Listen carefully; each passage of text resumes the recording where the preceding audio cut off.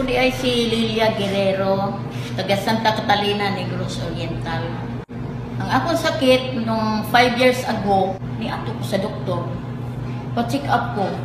Ningon man ang doktor, hala, himo naman yung brain tumor.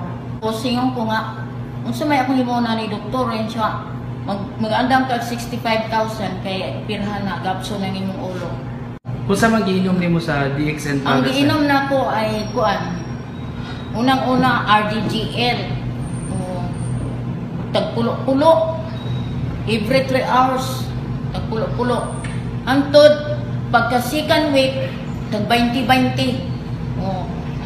Katulo sa adlaw. Third week, tag 30-30. Katulo sa adlaw. Pagka fourth week, tag 40-40. Tapos, pag after 1 month, gibalik na ako sa tag upat-upat.